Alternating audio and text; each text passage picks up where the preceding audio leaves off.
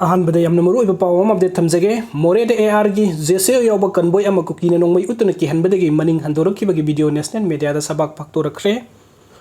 हौजिक थोकलिबा कंगलुप की इरांग असिगा मरी लेना मोरेद लॉ एंड ऑर्डर मेंटेन तौनबगी लेरिबा मंगा सुबा सम राइफल्स की बुलेट प्रूफ केस पर यावना लाखिबा ऑफिसर सिंग यावबा कनबोय टीम अमा कुकी लालहौबसिंग बोम अमसुंग नोंमै उतना संगबा यारोय हाइन की हल्लकपदगी मनिंग हंदुना थोरखिबगी evidence ओइना video footage यावना मदुगी Marik Chumba पाव नेशनल मीडिया दा सबक फक्तोखरे वीडियो फुटेज अदु कुकी खुलाई पाइबसिंग अदुना मोरेद असम राइफल्स की कनबोय अदु बोम अमसुंग नोंमै उतना कनबोय अदु हंदोकिनबा की हनखंगनबगी थवोंग कयासा थकिबगी सक्तम अदु मयेक सेंगना उल्ली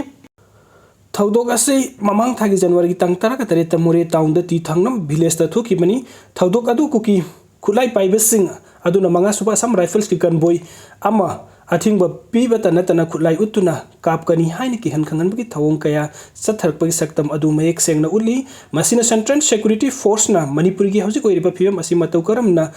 इरांग लाक्सिनबा होटनरिबा हाइबगी असौबा वहंग अमा ओइरे असम राइफल्स की कनबोय अदु जनवरी तंग तरा तरेत मोरे टाउन द कुकी खुलाई पाइबसिंग स्टेट सिक्योरिटी पर्सनल सिंग एम्बुश तौदुना कमांडो पर्सनल अनि यावना अदुगा अनि नासोक अपन नंगहनखिबा मफम अदु तमना लाखिबनी बुलेट प्रूफ केस पर गरी अहुम द लाखिबा असम राइफल्स की कनबोय अदु कुकी खुलाई पाइबसिंग अदुना नोंमै पांदुना ममांग द थमलगा मफम अदुदगी हनख्रो नत्रबदी कापलगनी हाइन की हनखंगनबगी थवोंग सत्थखरे वीडियो अदुना कुकी खुलाई पाइबा खरना असम राइफल्स की कनबोय अदु खुलाई उतुना कोइसिनदुना थमलगा ऑटोमेटिक राइफल ना सिंग सिजिनदुना कनबोय अदुदा एम तौबगी सक्तम अदु उल्ली खुलाई पाइबा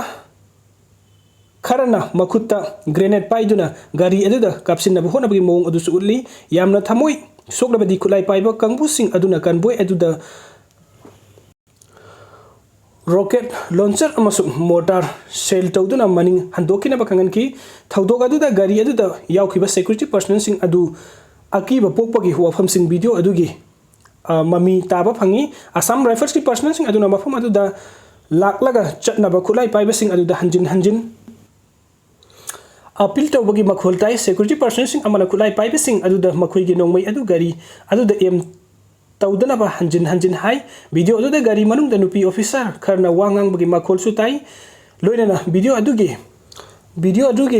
ऑडियो द गाड़ी मनुंग द तुंगलबे सिक्योरिटी पर्सनल सिंग अदुना मखोइगी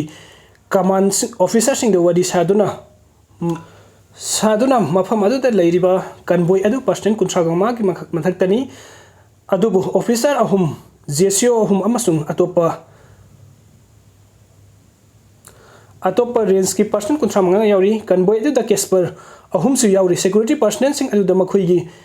मरक्ता थोंबो ऑफिसर सिंग अदुदा राइफल्स दा खुलाई पूरबा मी कुनमंगा कुंथ्रा रोमना मखोइदा नोंमै ओनसिनदुना लंबी थतुना लेइरे हाइबा वरी सानबगी मखोल तारे वायरल ओरखिबा वीडियो अदुदा मंगा सुबा सम राइफल्स ना मखोइगी लंबी थिंगलिबा खुलाई पाइबसिंग अदु मुकनबा नत्रगना ममांगलोम द संगसिनबगी महुता मफम अदुदगी हंदोकनबा फिरेप लौनबगी खुदम चांगदम सिंग अदु उल्ली लोइनना मतम पुकनमक खुलाई पाइबसिंग अदुना लंबी थिंगबदगी सिक्योरिटी पर्सनल सिंग मनिंग हंदुना थोरखिबगी वीडियो अदुना मणिपुर की हौजिक ओइरिबा फिबम असिदा सिक्योरिटी पर्सनल सिंग मतौ करम ना इरांग असि लक्सिनबा होटनरिबनो हाइबसी हंगनिंगाई ओइरे वीडियो अदु गाड़ी मनुंगदगी काप ओइबना मपानदा करी फिबम ओइरिबगे हाइबदुदि सबसाना मयेक सेंगना